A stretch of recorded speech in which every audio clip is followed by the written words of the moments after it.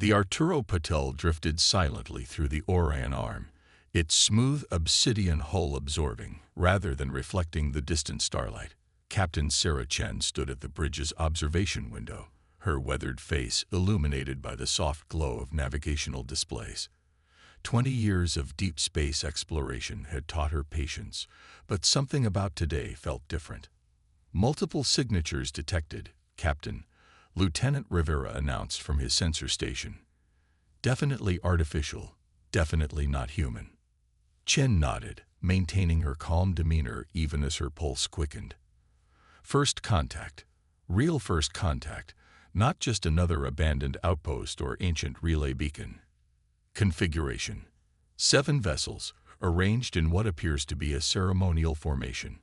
Their technology signatures are interesting.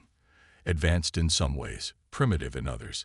They're broadcasting something on all frequencies. Let's hear it. The bridge speakers crackled to life with a series of musical tones that gradually resolved into words. We are the Concordiat of allied species. You have entered space claimed by our civilization. Identify yourselves, or be considered hostile. Chen allowed herself a small smile. Humanity had spent centuries preparing for this moment, developing protocols and training diplomats. Open a channel, standard greeting package. The message they transmitted was carefully crafted, a combination of mathematical sequences, peaceful imagery, and basic linguistic structures that Earth's finest xenolinguists had spent decades perfecting. The response came almost immediately.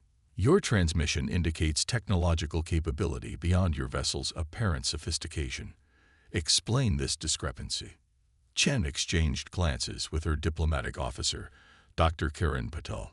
Something in the alien's tone suggested more than mere curiosity. They're probing, Patel said quietly. Testing us. Transmit secondary package, Chen ordered. Let's see how they handle a more detailed explanation of human culture. The alien response was swift and dismissive. Your species claims to be from Earth. Our records indicate it as a Class 13 Deathworld. No spacefaring civilization could evolve in such conditions without external intervention. You will submit to inspection and verification. Chen felt the temperature on the bridge drop several degrees, not from any environmental malfunction, but from the collective tension of her crew. They'd wargamed this scenario countless times, but the reality carried weight that simulations couldn't match.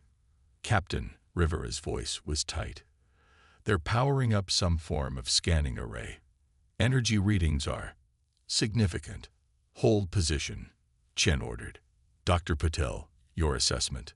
The diplomatic officer's dark eyes narrowed as she studied the incoming data.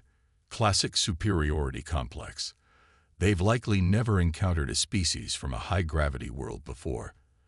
Their dismissal of our capabilities suggests they've already categorized us as either lying about our origins or being uplifted by some other civilization. Recommendations. Let them scan us. But, Patel smiled grimly. Perhaps we should show them just enough to make them nervous. Chen nodded. Engineering. Initiate Protocol Omega-3. Show them our baseline defensive capabilities. Nothing more. As the alien scanners swept over the Arturo Patel, they encountered something unexpected. The ship's hull, seemingly primitive, revealed layers of complexity that defied their understanding. Quantum-locked armor plates, gravitational disruption fields, and bacterial defense systems that had evolved from studying Earth's most resilient microorganisms. The alien transmission carried a new note of uncertainty. Your defensive systems are unconventional. Explain their origin immediately. This is Captain Sarah Chen of the Earth exploration vessel Arturo Patel. Chen responded calmly. We acknowledge your presence and claim to this space. We are on a peaceful mission of exploration and cultural exchange. However, she paused meaningfully. We are capable of defending ourselves if necessary. Threats will not be tolerated. The alien response crackled with what might have been indignation. Your vessel's capabilities require explanation. No Deathworld species could develop such technology independently. I assure you, Chen replied. Everything you see was developed on Earth, by humans, for humans. We would be happy to discuss technological exchange through proper diplomatic channels. The alien vessels began to move, shifting their formation into something more aggressive. You will submit to boarding and inspection, or face immediate consequences. Chen sighed. She'd hoped for better from humanity's first contact, but they'd prepared for this too. Dr. Patel, initiate First Contact Protocol 7 Alpha. Let's show our new friends why evolution on a Deathworld makes for some very interesting engineering solutions. As the alien vessels moved to surround the Arturo Patel, they remained unaware that they were about to learn their first lesson about Deathworlders. Everything about them, from their technology to their tactics, had been shaped by surviving conditions that would kill most species. And sometimes, the most dangerous predators were the ones that didn't immediately bare their teeth. The first shots, when they came, would mark the beginning of a conflict that would reshape galactic understanding of what it meant to be born on a world that tried to kill you every day of your evolution. The Concordia was about to learn why declaring war on Deathworlders was a very, very grave mistake. The Concordiat flagship, Eternal Dominance, hung in high orbit above Earth, its crystalline spires gleaming in the sunlight. High Commander Vexthra watched the blue-green planet rotating below with a mixture of disgust and fascination. How could anything civilized emerge from such a chaotic environment? Atmospheric analysis complete, Commander. Science Officer Ixel reported, her tendrils writhing in distress. The findings are disturbing. Their air contains corrosive elements, their water is laced with minerals, and the atmospheric pressure variations alone would kill most species. Yet they thrive there, Vexthra mused. No matter. Begin the invasion sequence. Our technological superiority will make this quick.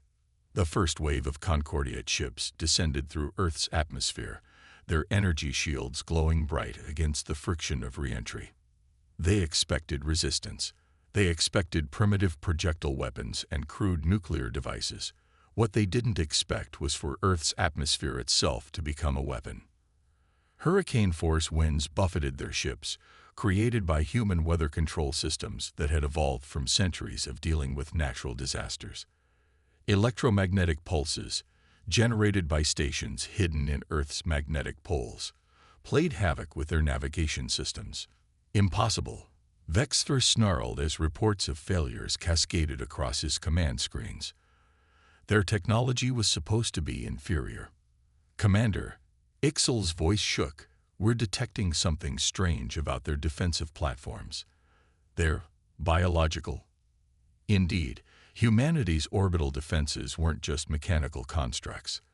They incorporated engineered bacteria that could survive in space, derived from extremophiles found in Earth's harshest environments.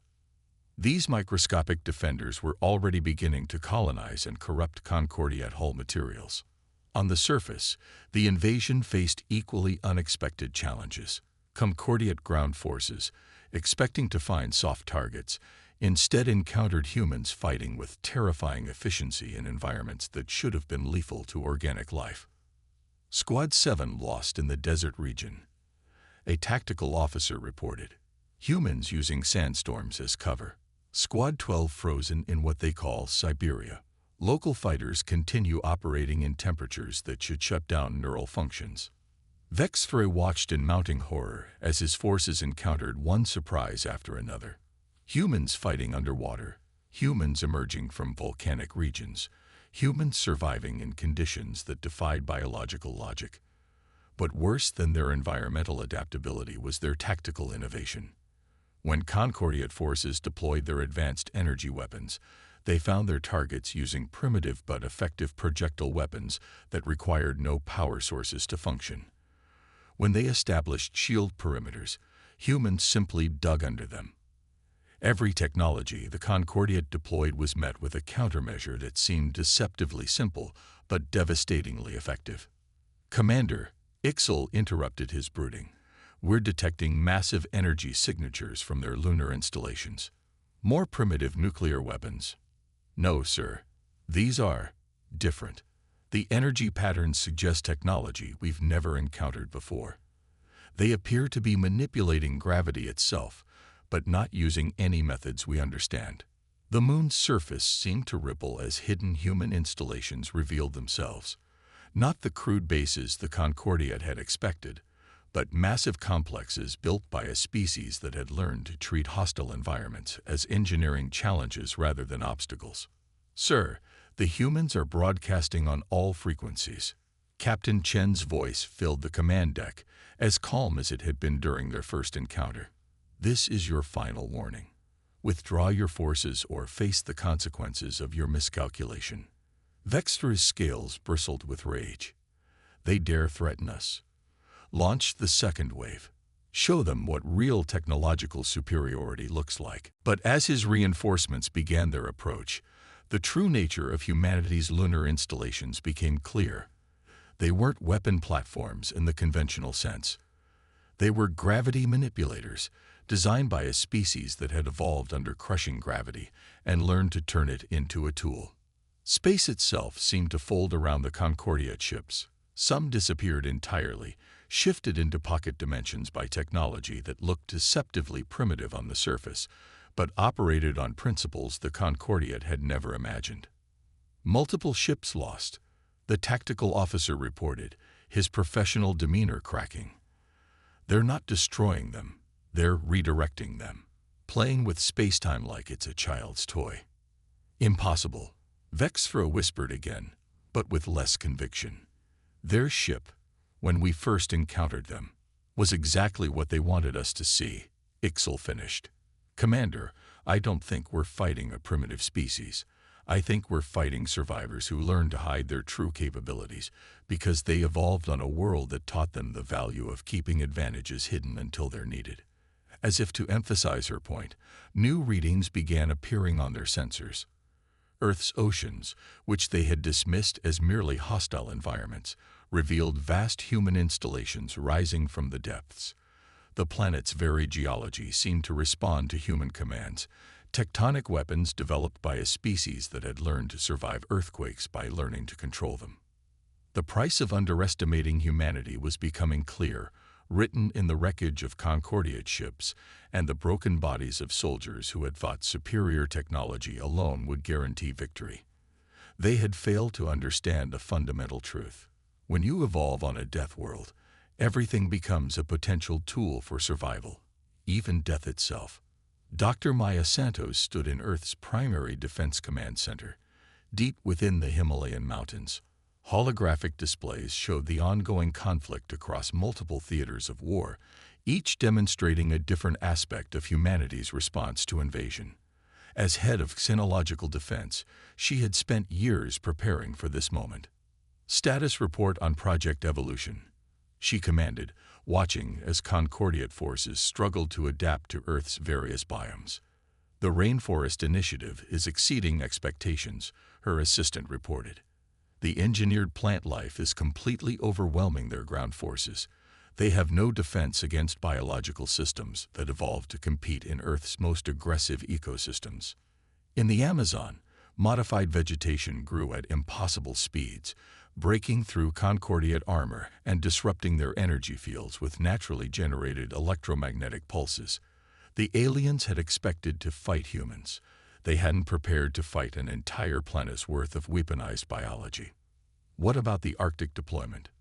The display shifted to show the Northern Theater, where Concordiate forces faced a different kind of nightmare. Human soldiers, using biotech suits derived from Arctic flora and fauna, moved through the frozen landscape like ghosts. Their technology wasn't obviously advanced. It appeared almost organic, an extension of the natural world rather than a conquest of it. Thermal adaptability is proving to be their greatest weakness, the assistant noted. They simply can't comprehend how our forces function in these temperature extremes. Santos nodded, remembering the crucial insight that had shaped Earth's defense strategy. The aliens' technology was advanced but inflexible. They had never needed to adapt to extreme conditions, never learned to work with their environment rather than trying to overcome it. In orbit, the space battle had evolved into something the Concordia had never encountered before. Human ships didn't just fight. They adapted. Damage to their hulls triggered regenerative protocols based on Earth's most resilient organisms. Their weapons mimicked natural phenomena. Solar flares, gravity wells, even the principles of parasitic life forms. New Concordia transmission, an operator announced. They're asking how we're doing this. Santos allowed herself a grim smile. Send them the biological warfare package. This wasn't a weapon, it was information. Detailed data about Earth's microbiological diversity, about parasites and viruses and bacteria that had shaped human evolution, about how every human carried within them an ecosystem that would be lethal to most alien life forms. The response was immediate. Concordiate ships began pulling back from close combat, suddenly aware that even debris from destroyed human vessels could carry microscopic threats they had no defense against. They're adapting, someone noted. Too late, Santos replied. They should have studied our history better. Every major human advancement came from adapting to challenges. We don't just survive. We learn, we incorporate, we evolve. In the Sahara, Concordiate forces discovered why human desert warfare was unlike anything they had encountered. Soldiers seemed to emerge from the sand itself, using camouflage technologies based on desert creatures. Their weapons utilized the extreme heat and sand in ways that turned the environment itself into a weapon. Underground, in the vast network of caves and tunnels that honeycomb Earth's crust, another kind of warfare unfolded. Here, humans fought like the cave-dwelling creatures they had once been, using sound, vibration, and darkness as weapons. The Concordiate's advanced sensors, designed for space warfare, proved worse than useless in these enclosed spaces. Dr. Santos, her assistant, interrupted her observations. We're detecting a major shift in their strategy. They're pulling back, consolidating their forces in orbit. They think distance will protect them, Santos mused. Show them Project Leviathan. The oceans, covering most of Earth's surface, had always been humanity's secret weapon. Now massive forms began rising from the depths, not ships, but engineered creatures, hybrids of technology and marine life. They carried within them the legacy of Earth's most ancient and terrible predators, combined with human ingenuity. Concordiate command ship is broadcasting on all frequencies, the communications officer reported. They're asking for a ceasefire. Santos studied the tactical displays, watching as human forces continued to adapt and evolve their strategies in real time.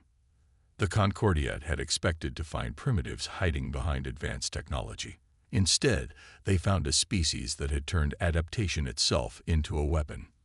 Tell them, she said quietly, that we will accept their ceasefire on one condition. They must understand what they're really fighting.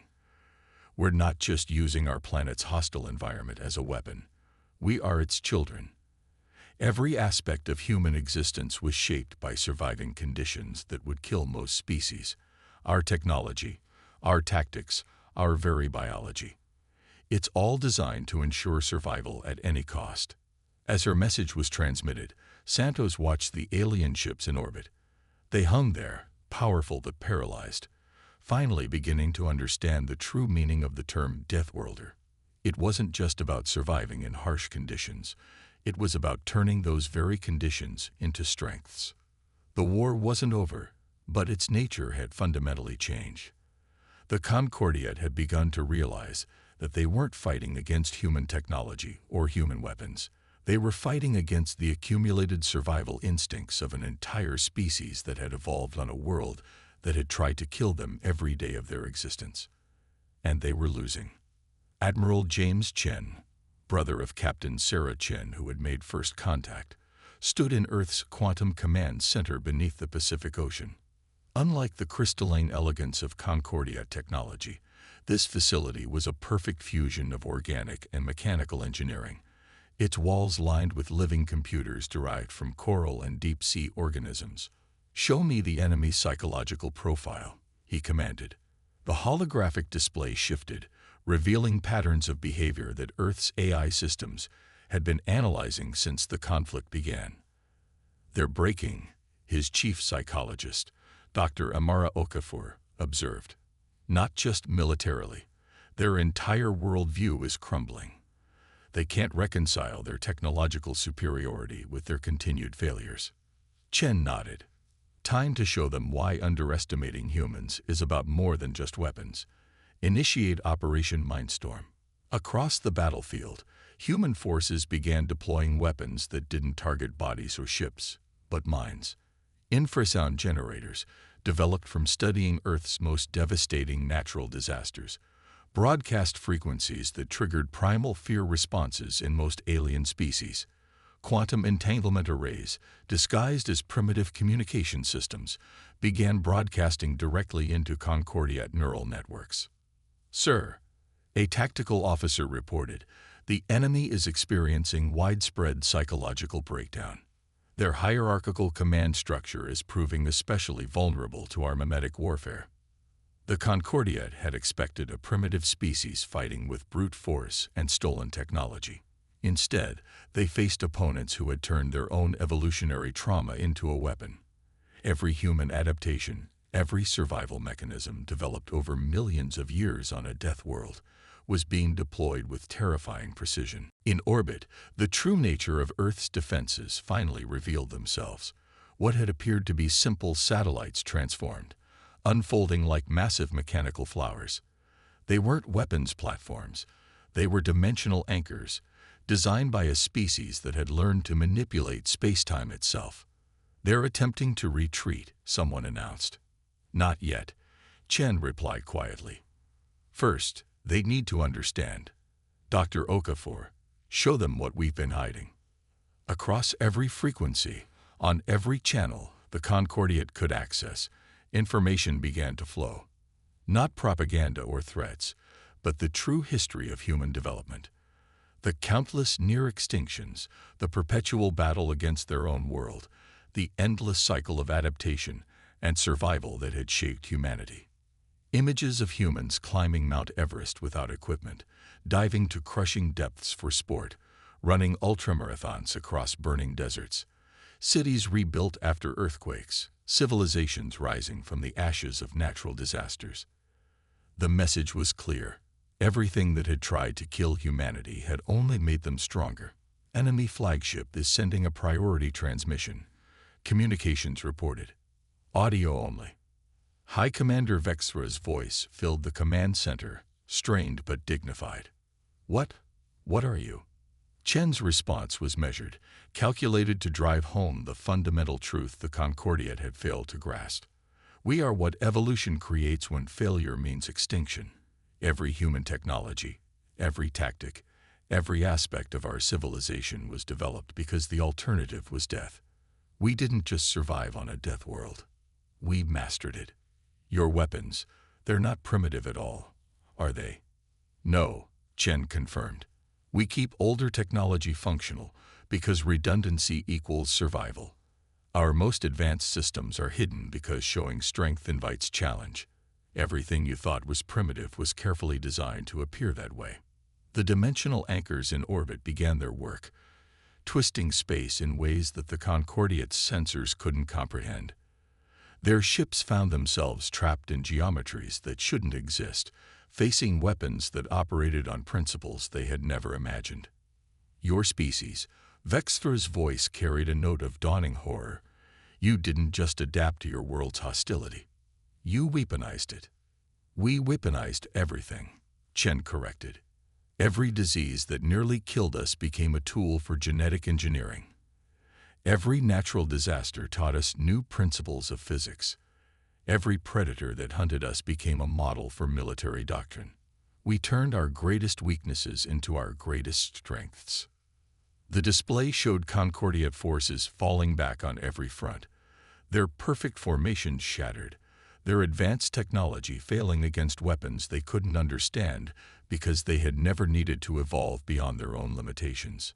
"The human factor," Dr. Okafor observed quietly, "isn't our technology or our weapons.